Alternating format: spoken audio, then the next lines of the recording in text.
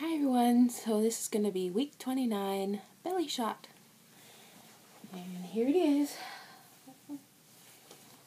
Ta-da!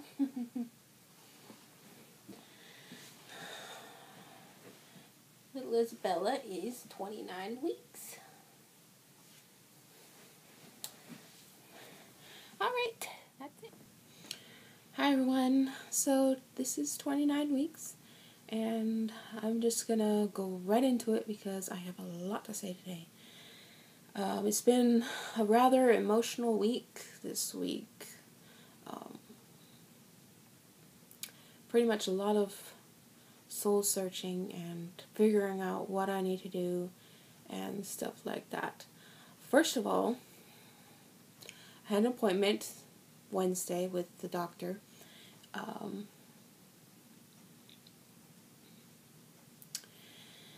She said the baby's fine. Baby's doing good. There's nothing wrong with Isabella right now. She's perfect.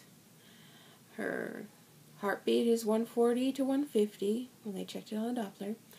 The ultrasound showed her she was in the 55 percentile for growth for that gestation. And so she's doing perfect. Everything is as it should be in a normal birth, normal pregnancy. Then she told me, oh, your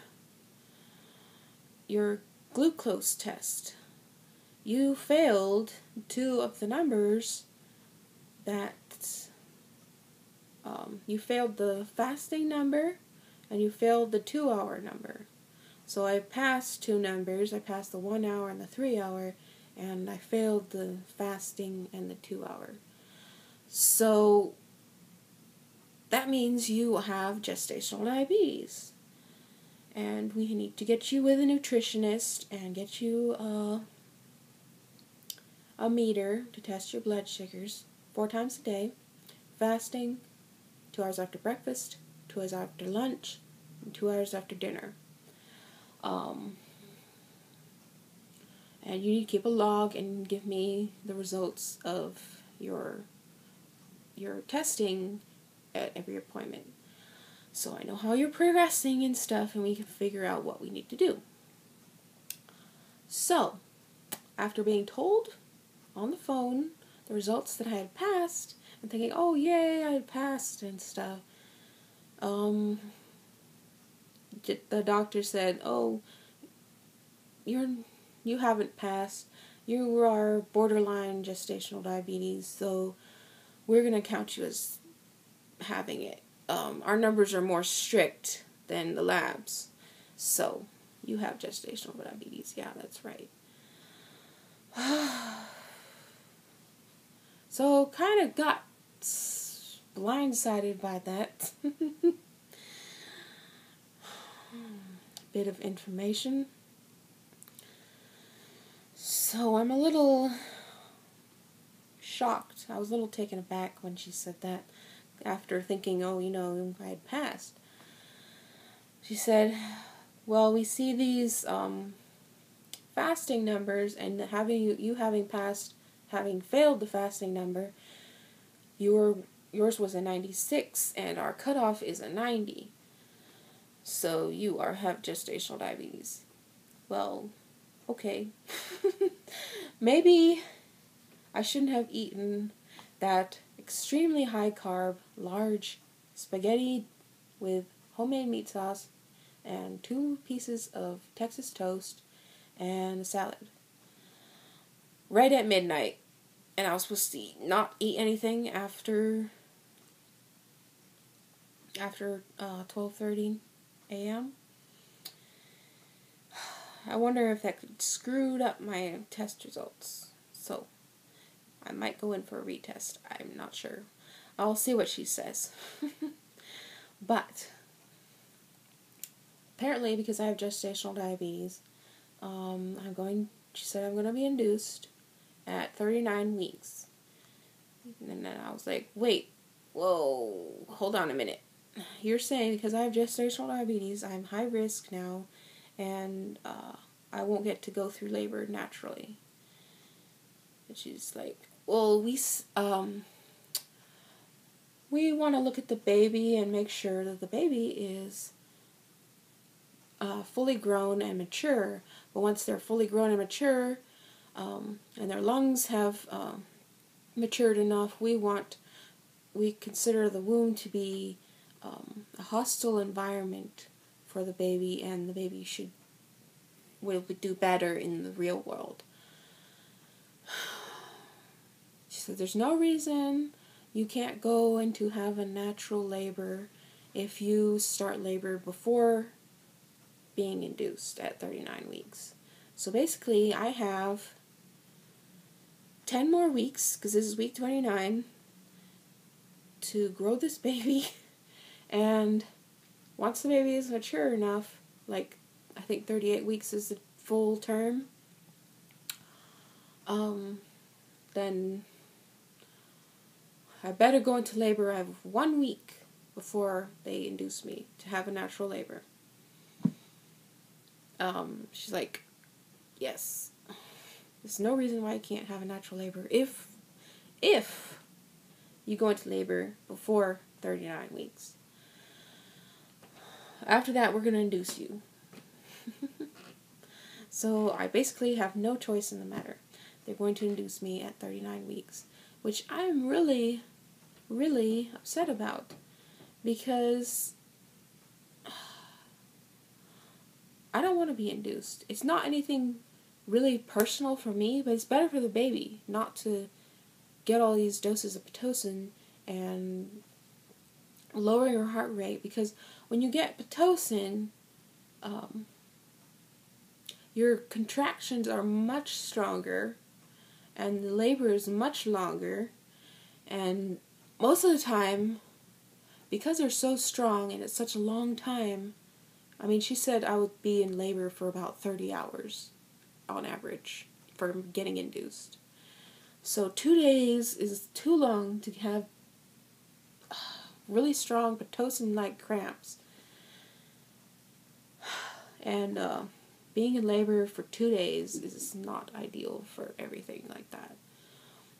And even in the birth class, labor is only supposed to last about 18 hours on average. So, well, because of the Pitocin too, because the labor is so strong and everything like that, so strong and so long, most women end up getting an epidural, which slows things down even more. I don't want an epidural. It has risks. It has a lot of risks. Risks to me and to the baby. One big thing about epidurals is because you don't feel the contractions. I mean, yes, you feel pressure, but you don't feel pain. So you're not working with your contractions to get this baby to go down through the birth canal. And because of the epidural too, you're confined to the bed, so you're not moving around like you're supposed to, like they taught in childbirth class and everything else, that you're supposed to move around with each contraction, change positions, try a lot of different positions, and sway your hips, like back and forth or whatever. Move your hips, keep moving. That speeds the labor up, because it helps the baby to turn into the right position to be born. I'm just really not happy about it. So, as far as what we're going to do, I'm not sure if I'll fire my doctor, because on the one hand, you know, what do I say? How do I say this? You know, on the one hand, you want everything to be okay. You want the baby to be healthy, especially with after having a loss. You want the baby to be healthy. So, on the one hand, you're like, because the doctor's saying, oh, the health of the baby, the health of the baby. Well, gestational diabetes, lots of people have natural births with gestational diabetes. the thing is, you gotta keep it under control. You have to do what you're supposed to do. Keep your blood sugars low, because there's nothing wrong with my body. The mother has no symptoms of diabetes. The baby has no symptoms of diabetes with gestational diabetes. The problem is with the placenta processing all this extra sugar. So it starts to break down. And then in full term, it may totally break down and the baby might be stillborn. It has a higher risk of that. A higher risk. Slightly higher risk, I should say. So there is a risk of that. But I think if I keep my blood sugars normal ranges, the way they're supposed to be, and not have all this up and down thing going on, I can still have a natural birth. I hear about it all the time. So, that is my dilemma. On the one hand, I want a healthy baby, but on the other hand, I know there are very high risks of being induced. A lot of risks. Your rate of C-section will be twice as high. You will have a 2 in 1 chance of having a 1 in 2 chance of having a C-section if you're induced. Because of being induced, you would have a C-section. So I really don't want a C-section, because having a C-section means I probably will have a C-section for the second time and the third time if we ever have another baby or ever go through that again. They will all the doctors will be like, no VBAC at all. We will just do C-sections from now on for you. So I don't want that. I don't want to have a C-section. So, if I get induced, though, my chances go way up. They skyrocket than if I had had a natural birth, a natural labor. So, that is my dilemma. I have a lot of research to do about how to keep blood sugars level, how to control the diabetes, and then when the time comes for the baby to be born, we'll see what happens and we'll go from there. If everything is fine and the doctor says, oh, we still need to induce you, even though my blood sugars have been under control, I'm probably going to fire that doctor and find someone else who will let me have a natural birth. So, I don't know what to do. Right now, the last 2 days have been really hard. I've cried and cried and cried. Because I feel like I have no choice. I really do. With all these risks to go either one way or the other, it feels really hard. I'm very confusing and I feel very lost. So, that's all I really wanted to say about this week. Other than that, everything's going great with the baby and everything like that. I hadn't really had any symptoms at all this week.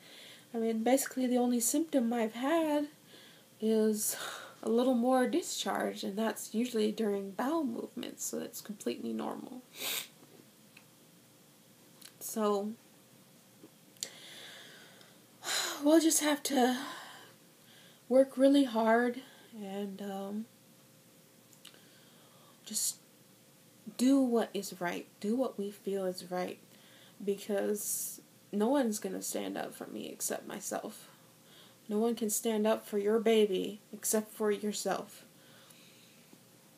Even my husband can't stand up for me. He can't stand up for my baby. If something goes wrong and I'm in labor and I can't do anything about, like, thinking straight and stuff, and they tell me, oh, this, oh, poor you have to have an epidural, oh, poor you have to have a C-section. I might be too weak, but my husband can't talk for me. He can't say, no, we're not doing that. I'm the one who has to say it. So, it's really, really hard. So,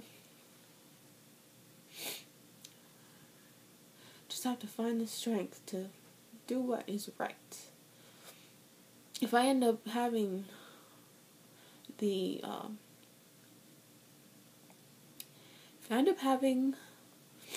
induction and a C-section, I must know that it was absolutely the best thing I could have done for my baby. So, that is it. I'll be fine with the induction and the C-section if I know 100% sure that is absolutely necessary and absolutely the best thing we should do. So, that is my idea, my thoughts on that. So I'm not trying to risk my baby, okay? I just want what's best. And right now, I don't see that an induction is the best thing. So, we'll see what the future brings, and thank you guys for your support and thoughts and prayers and stuff. We'll do everything that we know that is best for this baby, and be fully informed before we do anything, too. I don't want to just like, because of this, you can get a C-section and it'll be over with. No, C-section is not best for me or my baby. So, keep us in your thoughts and prayers, and I appreciate it a lot. Thank you so much. Thank you for watching. I will talk to you later. Bye.